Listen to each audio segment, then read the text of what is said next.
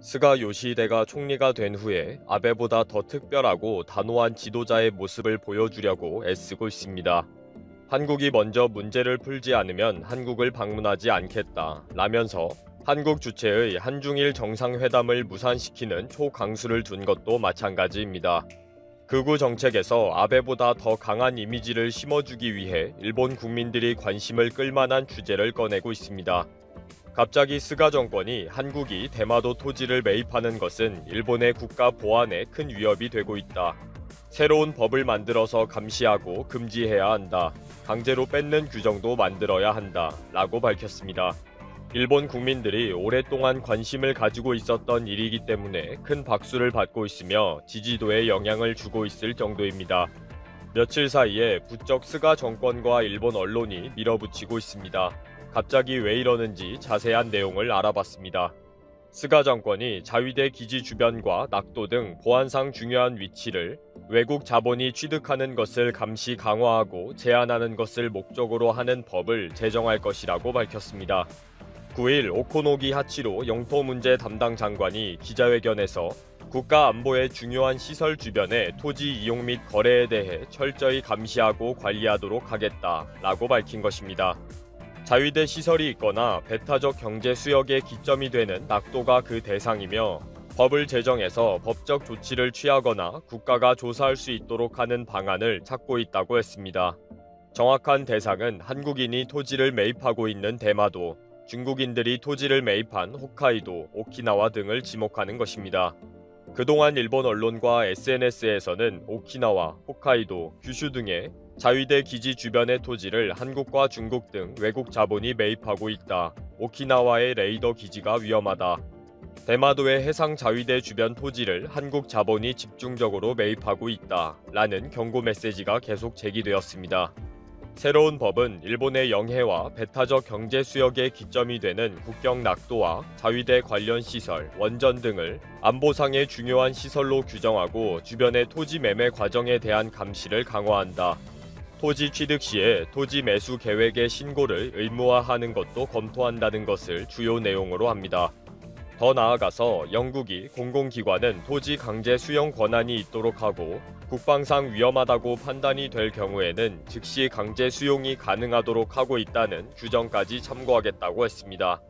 여차하면 이미 구입한 토지도 몰수하겠다는 것입니다. 일본에서는 한국 자본이 대마도의 해상자위대 경비대 근처의 토지를 구입하고 호텔 등의 숙박시설을 건설하고 있다고 언론에서 연일 보도하고 있습니다. 오키나와에서 중국인이 자위대 레이저 기지 주변 토지를 집중적으로 구입할 때에 레이저 기지가 도청을 받고 있다. 언제든지 파괴시킬 수 있는 공격 무기가 중국인 건물 안에 있다. 라는 소문이 난 것과 같습니다. 한국인이 해상 자위대 경비대 주변 토지를 집중적으로 구입하고 있고 결국 한국과의 군사 긴장 관계가 발생했을 때 자위대가 위험해질 수 있다는 것입니다. 일본의 석간 후지는 12일 기사에서 한국과 중국이 자위대 기지 주변 토지를 대량으로 매입하고 있다. 대마도에 한국 자본이 투입되고 있다. 라며 법을 제정해서 막아야 한다고 지적하고 있습니다. 일본은 1925년에 외국인 토지법을 제정해서 국방상 필요한 지역에는 외국인의 토지 취득을 금지하거나 제한할 수 있도록 했습니다. 그러나 지금까지 외국 자본에 의한 토지 취득을 강제적으로 금지할 필요가 없어서 거의 방치되어 왔습니다. 게다가 세계무역기구의 국적에 의한 토지 매매에 대해 차별을 하지 않는다는 협정이 있기 때문에 토지 취득 제한이 현실적으로 쉽지 않습니다. 그런데 이 협정에 예외 규정이 있는데 국방상의 이유로 한 토지 취득 제한은 예외적으로 인정한다는 것입니다. 일본은 한국의 경제 보복을 할 때에도 징용공 판결에 의한 경제 보복이 아니다. 한국이 군사 물자 관리에 소홀해서 일본의 안보를 위태롭게 하기 때문에 규제한 것이다. 라는 뻔한 거짓말과 핑계를 댄 것도 같은 이유입니다. 세계무역기구의 협정의 예외 규정에 안보상의 이유인 경우에는 경제 제재를 할 수 있다는 규정을 이용한 거죠. 일본은 지금 이 규정을 들어서 한국인의 토지 취득을 제한하거나 금지하려고 하는 꼼수를 찾은 것입니다. 그동안도 일본에서는 한국인들이 대마도에 토지를 매입하는 것에 대해 계속 문제 삼는 언론 보도가 많았습니다. 2017년 10월에도 산케이 신문이 한국 자본이 9년 전에 해상 자위대 기지 인근 토지를 사들여 리조트를 건설했다. 최근 한국인이 민박집 5채를 인수해서 영업하고 있다 라며 대서특필했고, 이 사실은 한국 언론에도 보도가 된 적이 있습니다. 이 당시에도 법률을 정비해서 외국인들의 토지 거래를 제한하는 제도를 빨리 만들어야 한다 라는 여론이 높았습니다. 특히 일본 해안에 있는 480개의 섬들에 대한 조사에 나서서 98개의 개인 소유가 한국인에게 넘어가지 않았는지를 파악한다고 호들갑을 떨기도 했습니다. 2013년 11월 당시 대마도 해상 자위대 부대 인근 토지를 한국인이 매입해서 리조트를 건설한다고 했을 때에는 오노데라 이스노리 일본 방위상이 직접 대마도 자위대 부대를 방문했습니다. 한국인이 어떤 목적으로 구입했고 사용할 것인지 알 수 없다. 확실히 철저한 경계를 서야 한다 라고 말해서 큰 논란이 일었습니다. 리조트 건설을 하는데 전쟁이라도 날 것처럼 말했기 때문입니다. 현재는 한국인이 대마도의 토지를 구입하는 데에 특별한 어려움은 없습니다. 일본에 체류 자격, 즉 비자가 없더라도 인감증명서와 신분증, 인감도장만 있으면 되고, 부동산 업자를 만나서 가격 흥정을 하고 계약을 하면 됩니다. 약속된 일자에 잔금을 지불하고 동시에 등기 이전을 하면 됩니다. 극우 매체인 데일리 신초는 외국 자본의 토지 매수에 대해 꾸준히 보도를 해왔습니다. 지난 7월에는 한국인이 대마도 토지를 구입했다는 사실에 크게 분노했다는 히라노 히데키 교수와 긴 인터뷰를 했습니다. 실제 심각한 것은 중국 자본이 이미 일본 전역에 있는 수많은 토지를 구입하고 자위대 부대나 레이더 기지 주변을 집중적으로 매입한 것인데, 유독 대마도의 한국인 토지 구입에 대해 더 분노를 하고 있습니다. 지난해에는 중국 자본이 미야코 섬의 일부 토지를 매입한 사실에 큰 충격을 받았습니다. 오키나와 레이더 기지 주변 토지를 중국인들이 매입하는 것에 대해 주목하고 있을 때 미야코 섬의 토지가 팔린 것입니다. 미야코 섬은 오키나와와 대만 사이에 있는 작은 섬으로 일본 자위대의 주요 기지가 있는 군사 요충지입니다. 게다가 일본 정부가 비밀리에 미야코 섬의 후보지 한 개 곳에는 지대함 미사일, 다른 곳에는 지대공 미사일을 배치할 계획이었던 것입니다. 이때 나왔던 이야기가 도쿄에 있는 방위성도 옮겨야 한다. 근처에 있는 고층 아파트에 이미 중국 비밀 공작조가 침투해서 생활하고 있을 것이다 라는 경고입니다. 2018년도에도 대마도 자위대 본부 주변을 한국 자본의 호텔이나 여관 등이 빙 둘러싸고 있다. 유사시에 군사작전을 펼치는 것에 큰 방해를 받을 수가 있다. 한반도 유사시에 한국에서 피난민이 몰려와서 자리를 잡을 것이다. 일본 정부에서 긴급하게 대책을 세워야 한다 등의 뉴스가 나기도 했습니다. 이제 스가 요시히데는 아베처럼 일본 국민들이 전폭적으로 지지해주기를 희망하면서 이런 법률 제정으로 지지도를 높일 생각입니다. 대마도의 한국인들의 토지를 빼앗을 수 있을지는 몰라도 한국인들의 토지 구입을 잠재적인 스파이와 비밀 공작 요원으로 보는 것이 안쓰럽습니다. 일제강점기라는 역사적 그늘 탓에 혹은 외교적으로나 문화적으로 경쟁의식이 솟기 쉬운 이웃 나라이다 보니 우리가 일본을 보는 시선에 곱지 않은 정서가 깃들어 있죠. 하지만 한때 일본이 미워도 배울 것은 배워야 한다는 생각이 뿌리 깊게 자리 잡았던 시기가 있었습니다. 1960년대 일본은 제2차 세계대전에서 무참히 패배한 후 불과 20년도 지나지 않았음에도 경제적으로 괄목할 만한 성장을 이뤘습니다.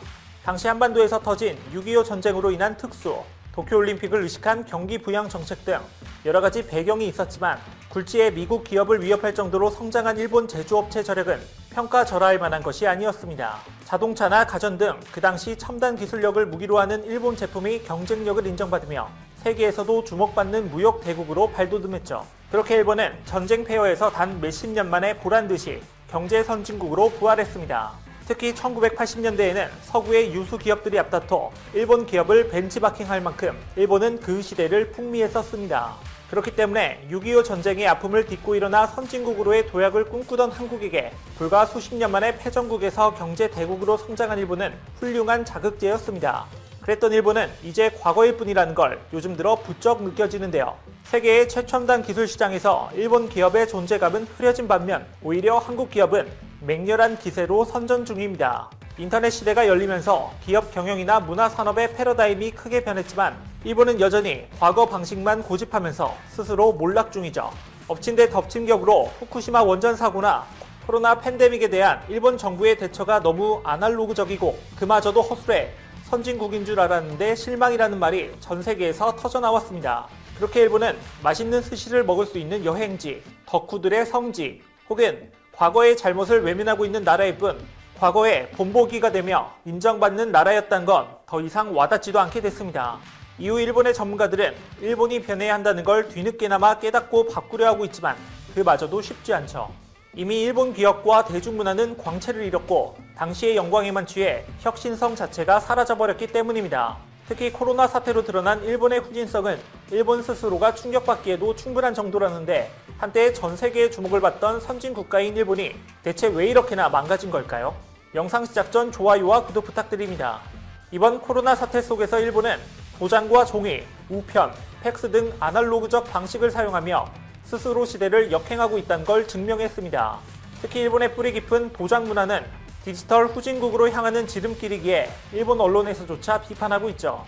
이 문화는 공공기관 대민 창구와 기업 결제 과정에서도 반드시 서류에 도장을 찍어야 하기 때문에 재택근무가 어려울 뿐 아니라 대부분의 기업이 사내 문서를 전자화했어도 상사의 실물 도장이 있어야 결제가 완료되는 모습이 일본 사회 전역에 뿌려져 있었습니다. 이에 도쿄 지하철역 5개 광고엔 재택근무가 시작됐다. 도장을 찍으러 출근했다라는 문구로 재택근무를 하고 싶어도 출근을 할 수밖에 없는 직장인들의 현실을 대변해 큰 공감을 얻었고 한 일본인 여성은 실제로 지난 4월 인터뷰에서 목숨 걸고 도장 받으러 회사에 간다고 말할 정도였죠.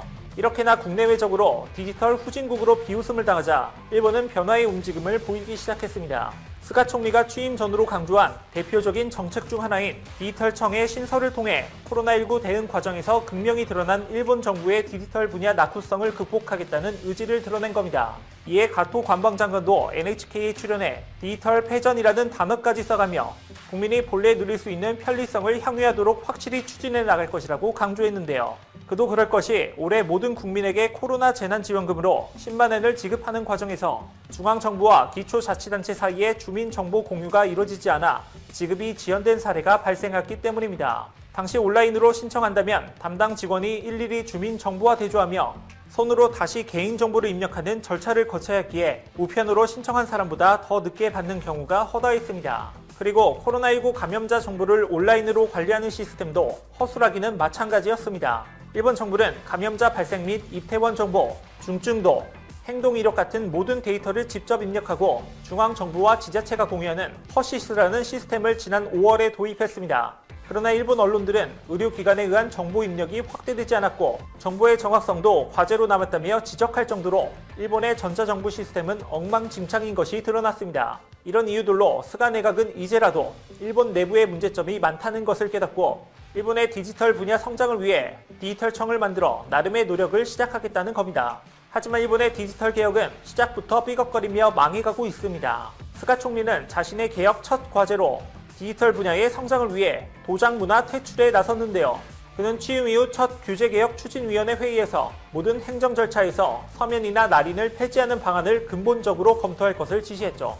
즉 행정의 디지털화 가속을 자신의 간판 정책으로 내건 셈입니다. 사실 도장이 각종 전차를 번거롭게 만들어 사회 발전을 둔화시킨다는 지적은 70년 전부터 있었지만 일본 정부의 도장 철폐를 내세울 때마다 번번이 실패했었습니다.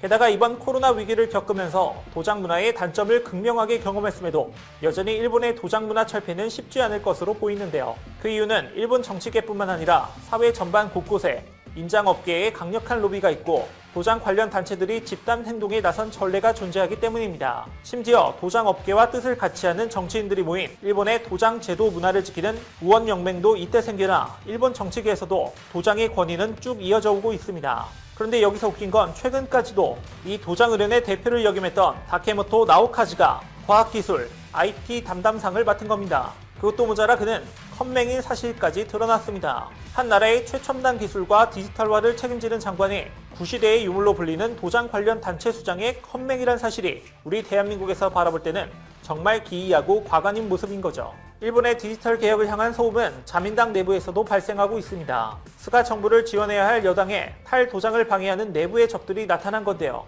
자민당 내 도장 의련 소속 의원들은 가토 관방장관을 만나 이의를 제기했다고 합니다. 아직도 새로운 것을 받아들일 준비가 제대로 돼 있지 않은 거죠. 이런 상황에서 일본의 미래 기술을 책임지고 있는 로봇 개발 업체에서는 일본의 디지털화를 돕는다면서 신박한 로봇을 개발했습니다. 산업용 로봇 개발 업체 덴소웨이브와 IT 업체 히타치 시스템즈, 히타치 캐피털이 만나 굉장히 곽광받을 로봇을 만들었는데 그건 바로 무려 도장을 찍는 로봇입니다. 개발이 완료되자마자 일본 언론들은 이틀간 대대적으로 이 소식을 보도했죠. 제조업체는 인간이 날인하려면 오래 걸리지만 이 로봇을 이용하면 자동으로 작업을 해주기 때문에 시간을 절약할 수 있다며 대대적인 홍보를 했습니다. 하지만 정말 안타까운 단점이 있는데요. 계약서의 내용이나 중요한 보고서의 경우 내용이 적절한지 판단하는 건 사람이 해야 한다는 점입니다. 참 한국에서 봤을 때 전산화가 필수인 금융기관부터 지자체 등 수많은 곳에서 아직도 이렇게 아날로그식으로 업무를 진행하는 모습과 도장 찍는 로봇이 혁신이라 말하는 일본의 모습은 너무나 충격적일 수밖에 없습니다. 결국 일본의 상황이 나아지지 않자 이제 일본에서는 그렇게 질투를 하던 우리 대한민국에게 도움을 구하고 있습니다. 산업화 시대에는 한국이 일본을 따라가는 입장이었지만 정보화 시대에 들어 한국이 일본을 앞서게 됐다. 한국의 현재가 일본의 미래 모델이다. 이는 도쿄에서 정보화 컨설팅 기업 이코퍼레이션.jp를 운영하는 염종순 대표가 일본에서 IT 기업을 창업한 후 알게 된 사실이라고 하는데요. 일본 총무성은 전자정부를 추진하면서 2007년부터 한국 업체에게 도움을 요청했고 그 업체가 바로 이코퍼레이션.jp였습니다. 그들은 일본 지자체에 IT 컨설팅을 해주며 한국식 클라우드 전자정부를 일본 최초로 구축할 정도로 일본의 전자정부 구성에 도움을 주고 있는데 그는 2007년 규슈 사가현에서 한국 국적으로는 처음으로 정보기획감으로 영입될 정도로 일본에서는 디지털 개혁에 꼭 필요한 인재로 여겨지고 있습니다. 그래서 규슈 사가현뿐만 아니라 혼슈 체북단 아오무시리도 그를 정보정책보좌관 자리를 주겠노라고 러브콜을 보냈습니다. 이런 경우는 일본에서 굉장히 특이한 상황입니다. 한국 사람이 일본의 공무원을 그것도 다른 지역에서 겸직하는 전무후무한 사건이 발생한 것이기 때문입니다. 염종순 대표는 일본 국회의원 앞에서 한국의 정부24 사이트에 접속해 한국의 주민등록본을 즉석에서 출력하니 깜짝 놀라 자빠졌다며